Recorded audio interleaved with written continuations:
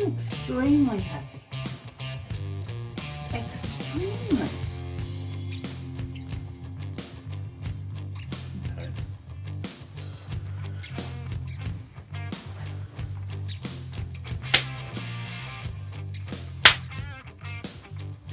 You're extremely happy. Why would you doubt that? Well, I don't think I've ever been extremely happy. Oh my god, is that okay? All right, cool. Well, talking about depressing mothers. Going back to the Barrow Book Show, we're looking at another book on today's episode. We're looking at Suzanne. Suzanne by Anais Barbeau-Lavalette. I've just butchered that, I'm sure. Absolutely. How would you say it? Anais Barbeau-Lavalette.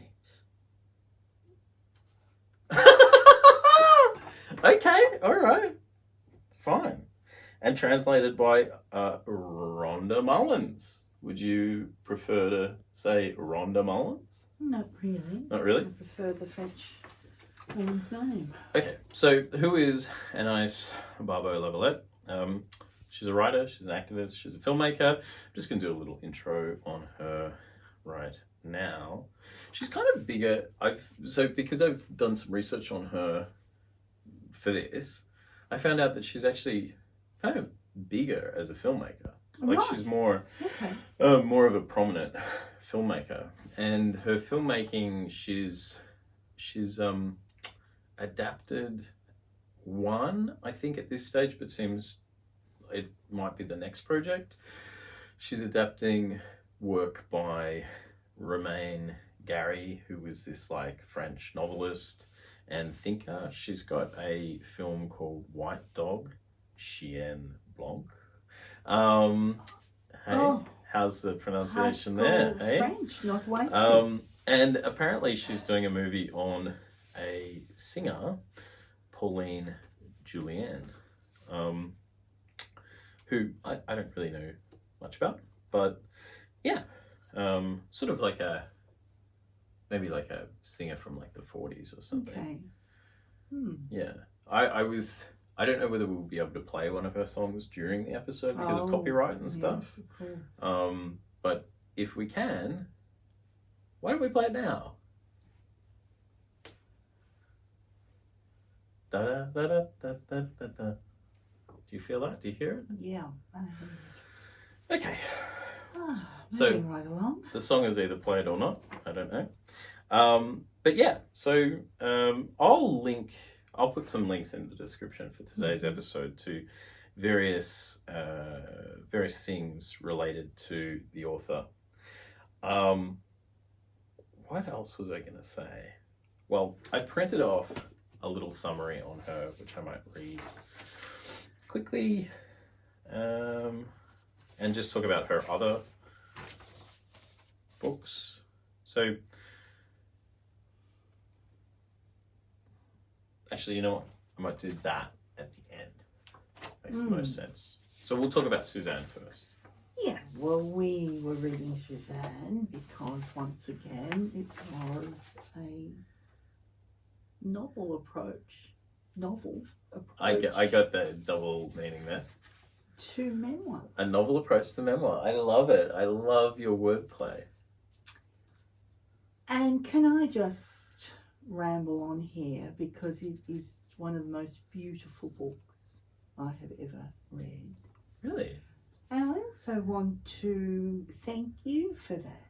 Okay. I'm going to give a little plug, Okay. an unbiased plug to my son, Right.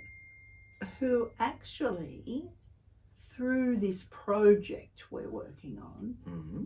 has brought me back to reading. Okay.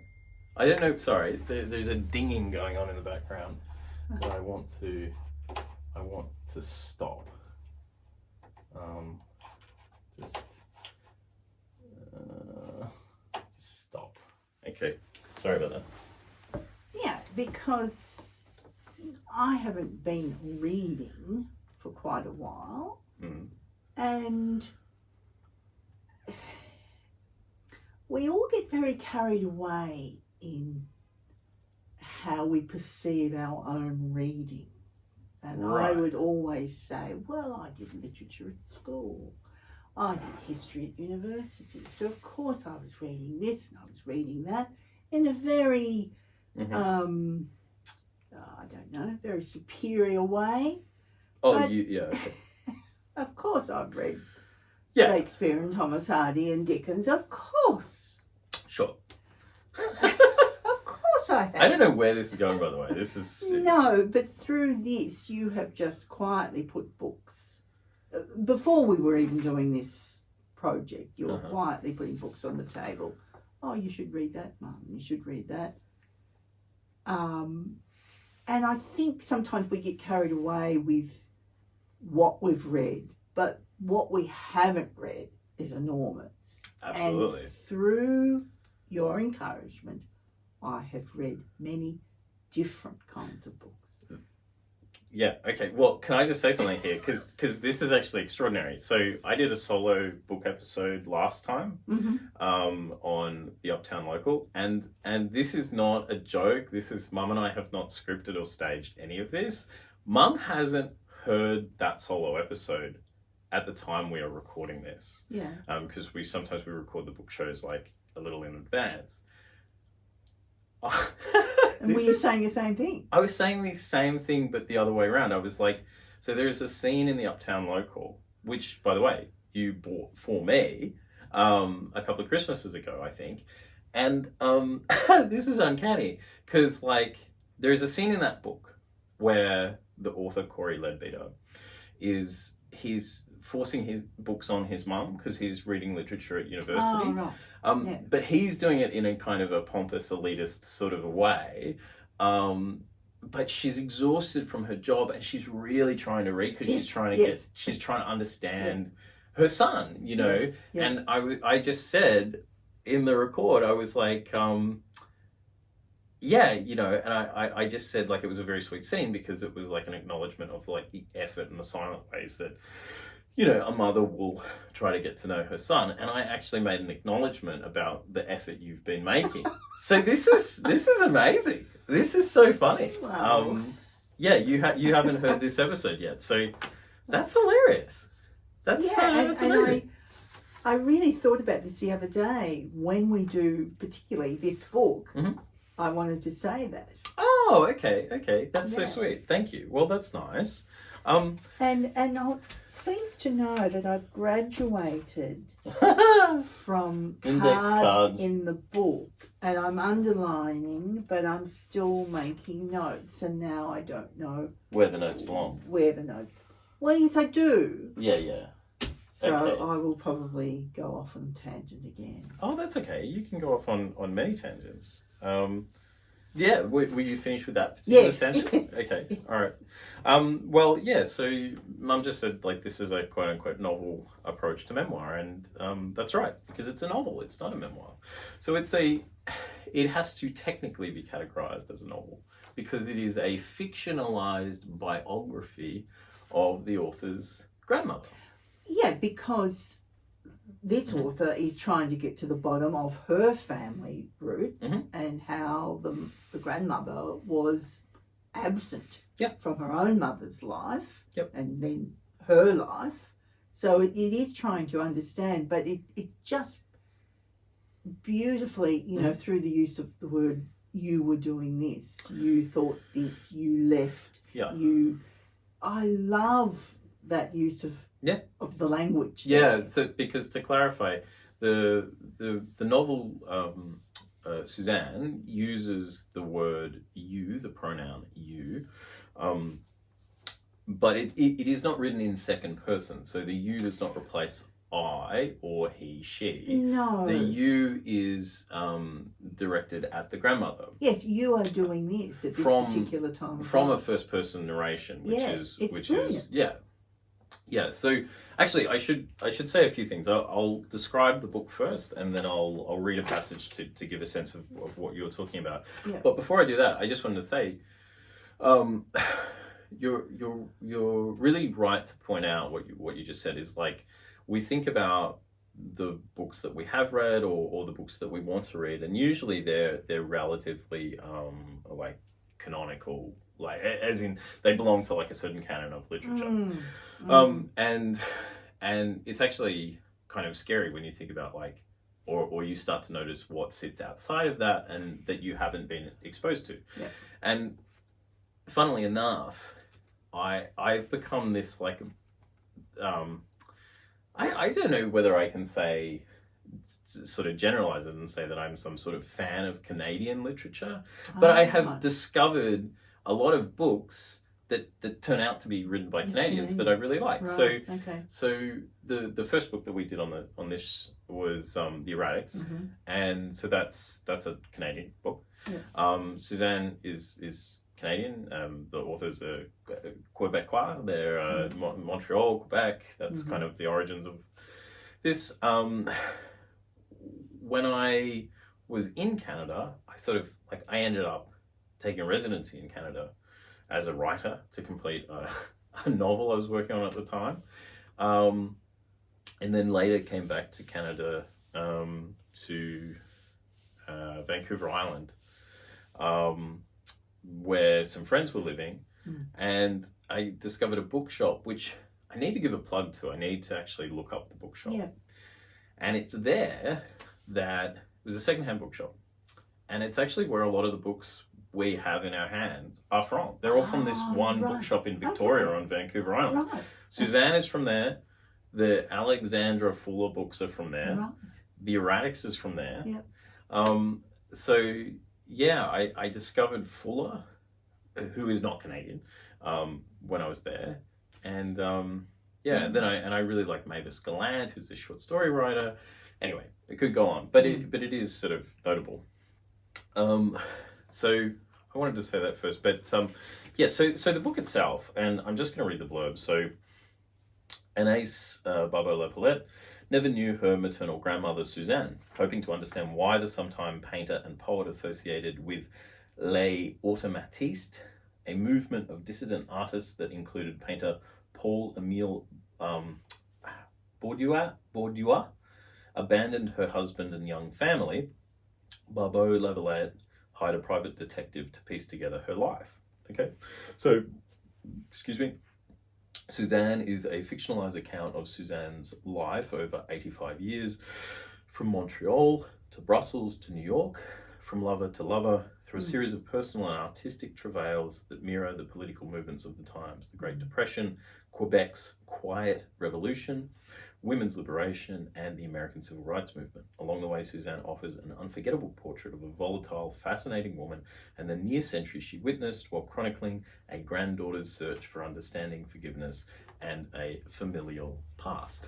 So, as we've said, the author didn't know her grandmother. Her grandmother abandoned her mother when her mother was a child, and the author only knew the grandmother really as that horrible woman that abandoned my mother, and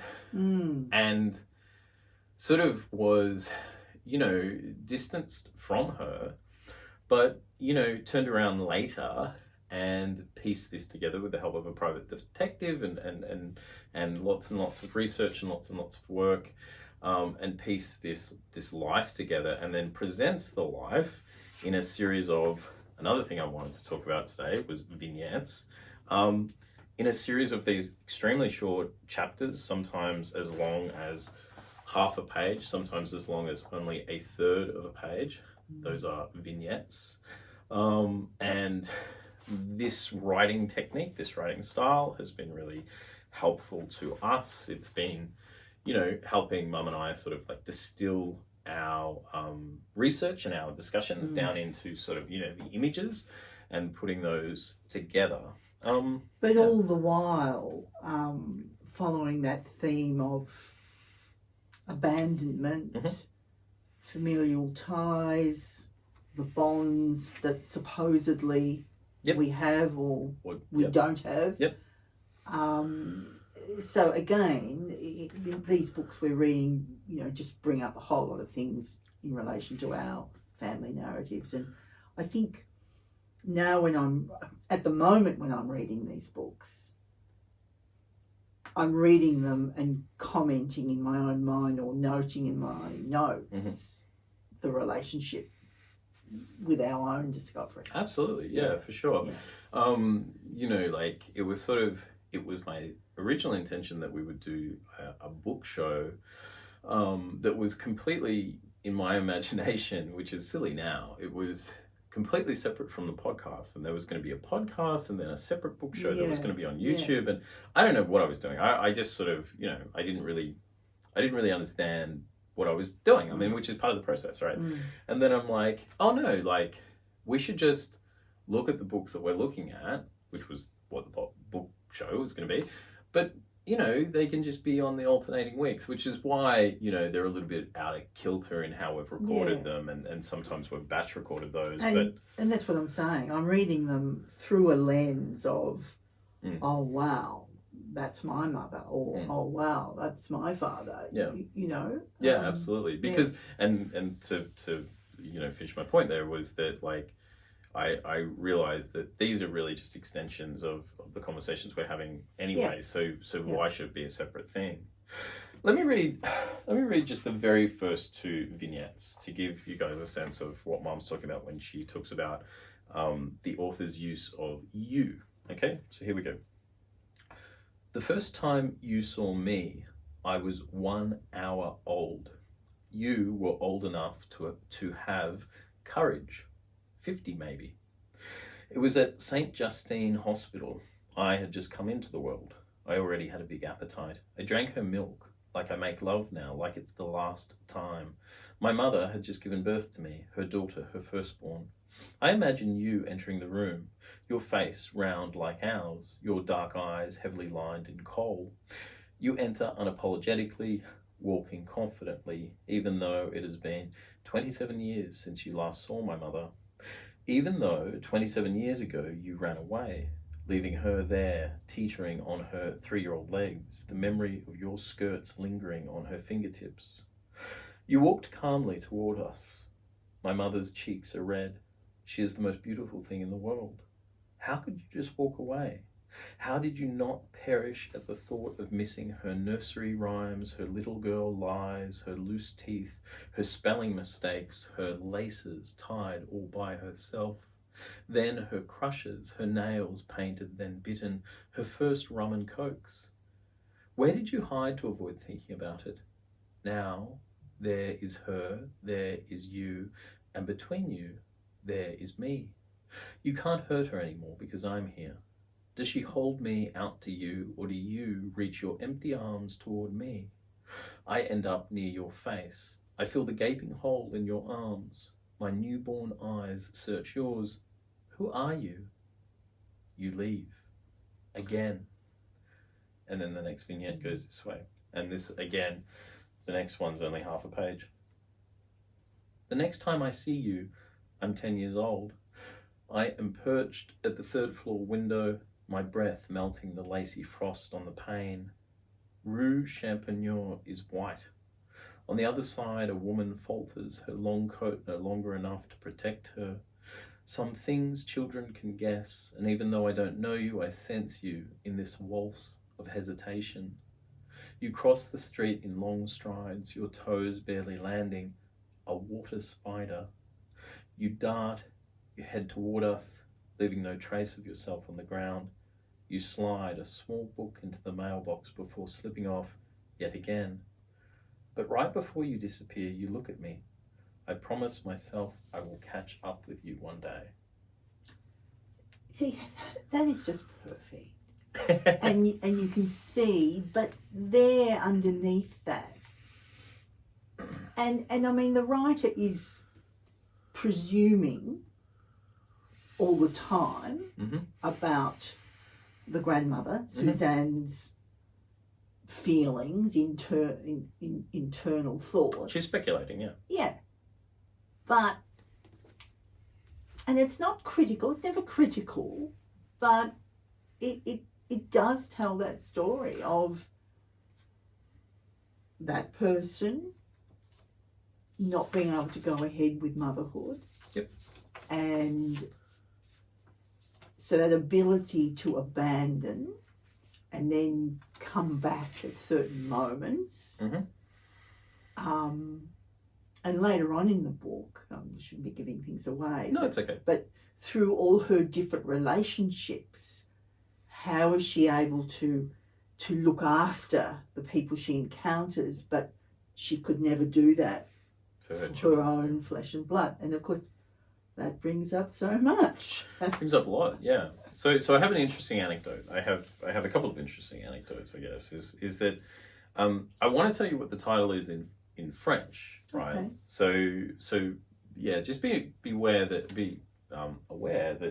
we're talking about a French Canadian author. Okay, yes. So we're talking about everything is in French. Okay, and so we're getting the translated version of all of that. So don't forget that. That's true. I had not thought about that. And also don't sort of think that Canada is next to America, so it's just America, or it's Western, so it's whatever. This is a very distinct culture in its own right. Okay, yes. So you've got to also keep that in mind. So the French title is this: La femme qui fuit. The woman Qui fuit. F-U-I-T. I don't think I know that. You don't know that one? No, I should. So, the woman who flees? yes, that is the very literal translation. Very literal. The woman who flees. Yeah. Or the option that the translator gave was the woman who ran away. Now. No, I love Anais. I love the exact translation. The woman who flees. The woman who flees. That is what she did on several occasions. Exactly. Now, the thing is, the woman who flees is the exact French translation, or at least the best, closest English translation. Yeah. Okay. Yeah. So. And it's also factual that she did that. Yes. But the writer is interpreting. But they're talking. But see, so just let me get to the end of this. So, the woman who flees became for the title the woman who ran away, and the author deemed that far too judgmental, and said that basically the French title, which is more like the woman who flees, that is not about the act of leaving. That is about the spiritual sense of that person who has to move on. That's more who she is. Absolutely. She is the woman who must move on. And that is what the history of this woman tells you. She moves on. She's always on the go. It's manic. It's not. But I also don't think she ever finds her place. No. She's always on the edge of whatever she gets into. See, I think she's more like a cursed person who always has to go. Yes. And you get a much clearer sense of that from reading the book. At least that's my interpretation. Yeah. Now, it's interesting that they could not find a satisfactory English title. So they just called it by the name. They just used the first name. Oh, I didn't know that. Which I think is very evocative. Yeah. So if you're in France or you're in Montreal, the book is not Suzanne. The book is La femme qui fuit. I love that. Okay. And that's perfect. Okay, so you like that. Absolutely. But you like the woman who flees. You like the sense of that. You don't like... Yes, because she almost... And we don't want to give too much weight. People have to read this for themselves. But she can't help that. Yes. It's almost like, well, this is what I need to do. Yes. That's my thing. That can bring up a whole lot of discussion. Well, it's sort of... Well, I mean, so... Okay, so... In terms of responsibility. Well, this is the thing, is that, like, the protagonist... the central figure in the book, Suzanne, the grandmother, she ends up being part of, it says it on the blurb, les automatiste. Yeah, so was that which an is underground movement of creatives and people commenting on the times? Yeah, so I can tell you about it. Okay, so the author's grandfather is Marcel Barbeau, and he and the grandmother to a certain extent because she joins in as well. Yes. So he was a student of Paul-Émile Baudoin. Okay. Okay. Yeah. Now he is the most famous one, Mm-hmm. Paul-Émile Baudoin. So he was an abstract painter, and he was a leader of this avant-garde, Les Automatistes group, and it's a movement. Okay, Yeah. and basically, and he was also the chief author of something called the Rufus Global Manifesto, which they published in 1948, which is central to the book. Yes. And so, like, you're talking about, they're essentially another modernist group. Modernism's really funny because they were writing all these manifestos. That's how you get fascism and communism and this ism. All the isms come out of this modernism time. And so you get surrealism and all sorts of things. And the Les Automatistes, okay, it is influenced by surrealism and surrealism's theory of automatism. Okay. Automatism, right? Okay. So let me just explain what that is. So surrealist automatism, okay, it's a method of art making where the artist suppresses the conscious control over their process, allowing the unconscious mind to emerge and make the art. So you give yourself over to your art. You don't think about it. You let your inner self come out. Yeah, but you're not abiding by the set rules. You're just allowing something to happen. And so that's how you get abstract, right? So they're not doing landscapes. No. They're allowing their subconscious to emerge, and you're getting the result is basically abstract and surrealist work. Yeah. Right? And basically, like, so that then transcends to behaviour and it's hugely informative if you understand that and you understand that context, and then you fuel that into her narrative. It sort of makes sense. You're like, oh, okay. Yeah, you're not bound by the normal rules, maybe. Yeah. I mean, like, obviously it's very bohemian, but it's, you know, but it's also like, it also feels really horrific. Like, I mean, when I think of these bohemian and art groups, like collectives, like the Heidi group, for instance, like, they're never happy stories. Like, once people start crossing those boundaries, like, there is a sense of purpose, and then it always I think it's a pursuit of freedom, which,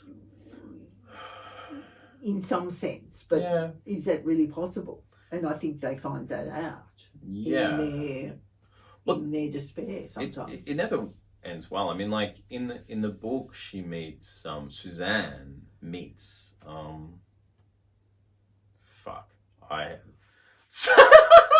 he's like the most famous painter, and I've just forgotten his name. No. All I want to say is Polanski, and it's not Roman Polanski. No, okay. No. Hang on. The drip painter. Who am I talking about? I don't know. I'm gonna lose my mind here. Yes. No, I can't think of it off the top of my head. Polak. No, this is not happening. I've never had a brain fade this bad before. I'm stunned. Okay, all right, it'll come back to me. Can you move on? But anyway, it doesn't matter. All right. So anyway, but the whole objective for them, I think, was to create like a very Canadian identity through art, like a Canadian artistic identity, and that's a Quebecois sense of a Canadian identity and experience. So specific to Montreal, right? And if you travel there, like it is very different. It is. See, I'm not going to speak on behalf of another country, right? Like I don't know, and I haven't had enough experience. But it's like Canada's fascinating. Like you go there, and it's like the signs, like the road signs, are like in French, they're in English, and a lot of them are in First Nations language too. So it's like it's a different place. So very aware of its different versions. Well, it is, but it's also, I think there's like tension there. Like like the knock on people from Quebec, and like I don't mean to cause offense if it does, but the sort of the joke is like they actually think they're more purely French than the French because they've retained their culture better than France. Yeah. And again, apologies if that's taken the wrong way. It's not meant to be that way. It's my understanding of it as an outsider. So I think there is some tensions and political and cultural things, as there is anywhere. But I don't know, because it's like you've got like a French-speaking city within an English-speaking country. Yes, of course. It's quite odd, you know, like that's unusual. And they hold to that. Yeah. So you know, there's all sorts of cultural things there, and that trying to like establish identity is really baked into her journey, right? Yes. Like absolutely. Yeah. She gets involved with different people, and as I said, she's always on the edge of something, almost not knowing where she belongs. Yeah. And I think, I mean, that might be speculation by the author, but her life illustrates that, because she's constantly moving. Yeah, absolutely. And even towards the end, end of her life. Yeah. So how did you find the book overall? Oh, it was wonderful. Yeah, but like just in terms of... Well, it illustrates those, as I said before, it perfectly illustrates the issues that we have, not we, I'm talking generally, about motherhood, about abandonment, about that ability, are you letting go completely of those children, or do you think of them? It opens up all those sorts of things. Yeah, it does. I cannot move on until I find the name of this guy, and like I don't know why I can't remember his name, because as soon as I say it, you're gonna go, oh.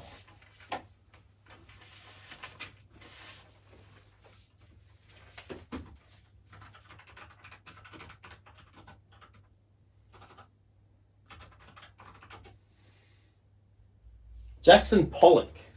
I was going to say Pollock because you nearly said that. Yeah, and that's I'm thinking, was he was after this time? I wasn't putting the She meets him in New York at the gallery. Right. She's the one. She goes and he because he's drunk.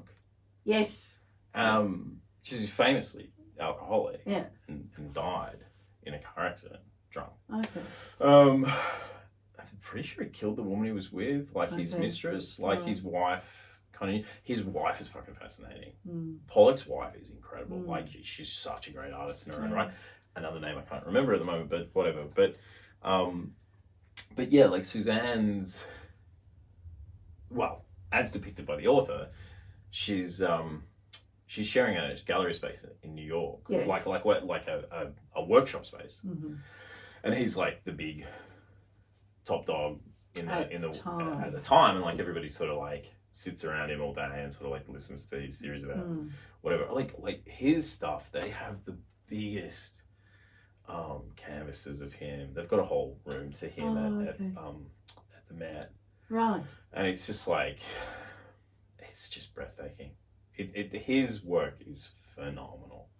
Like he was a drip painter, so like you hold the brush and you just let the paint fall, and he's sort of like there's pictures of him like up on ladders, dripping onto the canvas. Well, that's our Blue Poles, man. Yeah. I should know that. Yeah. But it just I just wasn't putting the two together. I'd forgotten. Yeah. That's okay. Like, just this book like really fired me up in terms of like I was thinking about art history and movements and modernism and the fact like nobody writes a manifesto anymore unless they go into a cafe and shoot 6 people. Then they have a manifesto. But like these people are just writing manifestos about like how life should be lived and what we want to bring to the world as a group of artists and collectives and stuff. I mean, like the world doesn't function this way anymore. No, not the way it seems to have done in and history. I'm not glorifying the past. Like these people, I don't want to live their lives. Yeah, but in that sense, you could say they couldn't live a normal life. Whatever normal is. Wow, but it wasn't thing. 9 to 5 and mummy staying home to look after the children and daddy going out. It just wasn't that kind of life because they were immersed in their creativity. Yep. So, okay, children came along or didn't come along, but the normal, I'm just, going on here, but the normal responsibilities couldn't apply. Well, let's get into this because like I find you interesting on this point because you have a lot of respect for art making, right? So you have a lot of respect for like people should be given the space to do what they want, play as they want, but you also have a very heightened sense of responsibility and doing the right thing. Like you're quite a moral person and you're a very law-abiding, rule-abiding person, right? And sometimes those things are at odds. Like, but what I find interesting, and I'm not like just let me say this, is that like with you, like you really enjoyed, like you more than enjoyed this book. You loved this book, and I think you loved Suzanne for all her faults, right? I'm not judging her, but it brings up when I'm going on about normal and responsibilities. No, of course. It brings up the whole issue of if you are creative, don't you lose yourself to that world? So I'm going out on a limb here, do you have the desire to have children? I don't know. And does it equate? And that comes back, you're right, to my very moralistic view about having children. Yeah. Having children is an enormous responsibility. Of course. So if I don't want to make it a binary thing. No, this of course not. This is right, this is wrong. But if you're in that very creative, very erratic, I suppose, world, does that fit with bringing a child into it? And the author very cleverly, I think, alludes to that dilemma in Suzanne. Yeah, absolutely. Yeah. I mean, I don't know. Like, it's been said that many readers quote, especially, and this is from the author, especially women of a certain age, have said they detest her. But really, just as many have expressed a certain admiration for her. I would also say that sort of detest probably speaks to some admiration or desire, because like you don't get a big response without a big feeling. And I think when people hate someone, because some people may be imprisoned by the choices they make, and yet they see her not embracing the choices, but just making those choices. And so, I'm not trying to be moral one way or the other. No, you're not at all. Yeah, I don't think you're. Because that's part of what was brought up for me when I was reading that book, is that whole idea of Well, the myth of we're all mothers in making. Some of us are not. Yeah, but see, this is the thing. It's like I always find like condemnation and pillorying somebody. It's like it kind of usually speaks to maybe you're not so comfortable in the choices you've made. Like it's that thing where like everybody says, oh, you've got to have kids. You've got to have kids. Like it's the greatest thing in the world. And it's like, are you really saying that, or would you like everybody to be roped in on like the things that you've got that maybe you don't always sit so comfortably for you? It's like, oh, you've got to have a job, you've got to do this, you've got to do that. Sometimes I think some of that comes from a place of like, I want to make sure everybody's suffering the way I am. And no, but I mean, I mean that on a very low key level. But I don't think Suzanne, she's not free. She's not free. I all. don't know whether she's sort of making these decisions consciously. Do you know what I mean? I understand.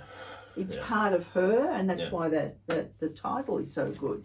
The woman who flees. That's what she does. She just does. She sort of bolts. Like it's interesting though. Like this book got me thinking about so many things. I mean, like one thing in particular that it got me thinking of is like the abandonment wound.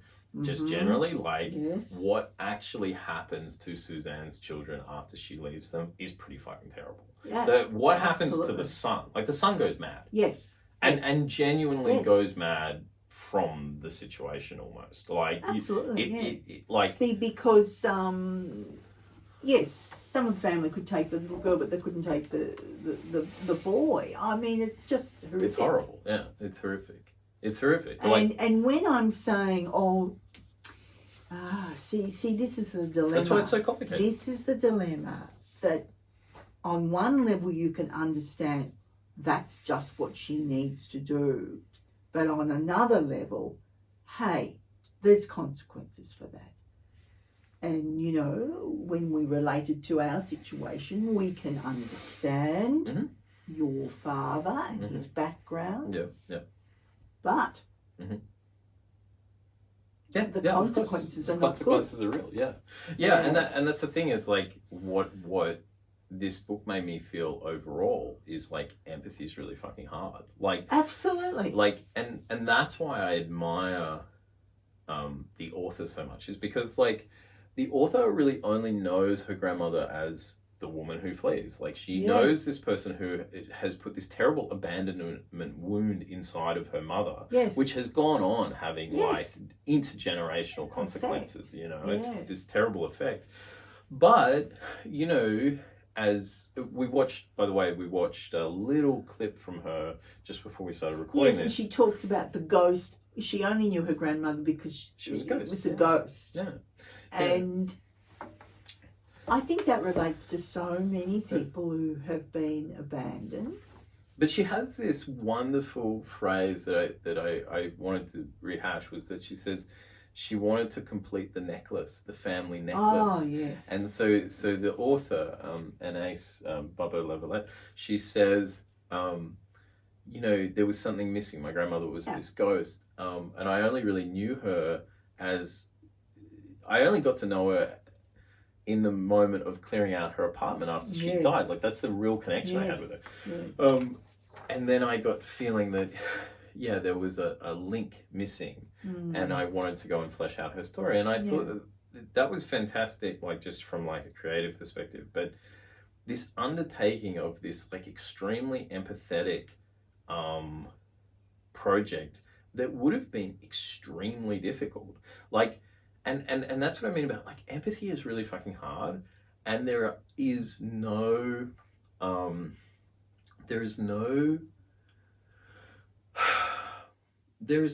clear cut. There's no black and white answers to it. And I don't think. But what I'm trying to say is that like you can't have empathy clean. Like that's what I'm trying to say is that like. Empathy is often messy and not clean. Like you don't just empathize. Empathy is understanding and disagreeing with someone on almost every level, but also understanding. Yeah. That's real empathy. Mm. And I think when people talk about empathy, they talk about it in this simplistic way, like you've got to empathize. We need more empathy. You've got to, and it's all about just kind of surface level slogans and whatever. And it's like, no, it's actually extremely because difficult. in that simplification of it, you are forgetting that there are consequences for everyone's actions. Yeah. And where it relates to us and our memoir, I just thought this was the most perfect example of an author masterfully suppressing their bias. Yes. And masterfully exploring difficult, emotional subject matter that must have been difficult. This book must have taken a toll. Because of her personal allegiance with her mother and her mother's pain, and as well as her uncle's pain. But in the end, it is a beautiful depiction.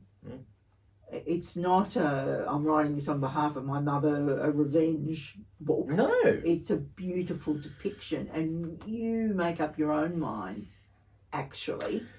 And that's what I was going to say. Furthermore, is letting the reader make up their own mind.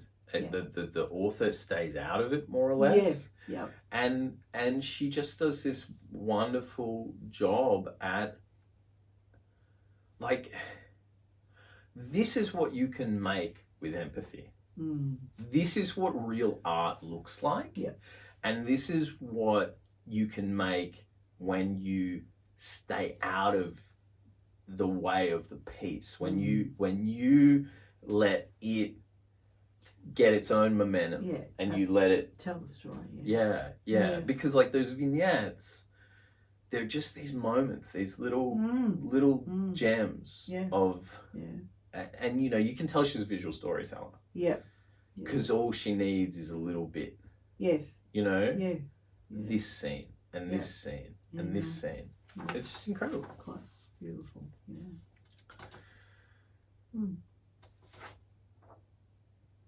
Well, I don't know whether I've got anything else to say. Do you have anything more to add? Were there any parts that you wanted to highlight? No?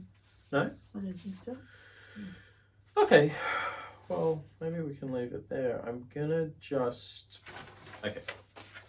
before we go, I'm gonna make a couple of little additions.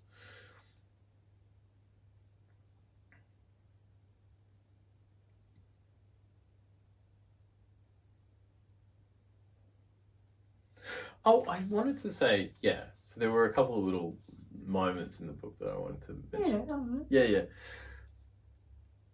There was do you remember the group marriage to save single men from being drafted to the war that's taking place, that she observes as a little girl? Yes.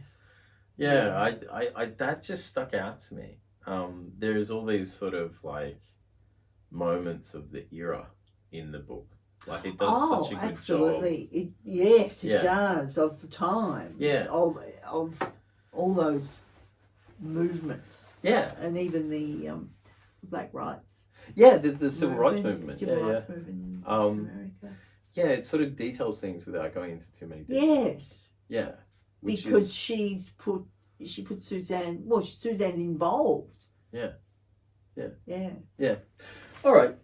I wanted to make two sort of recommendations or sort of like little announcements. I just wanted to say on the author for like a little bit more detail for anyone who's interested.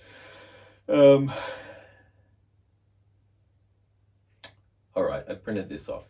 After completing her international studies at the University of Montreal, Anais Barbeau-Lavalette studied at Bezit University in Palestine before joining the Institut National de l'Image.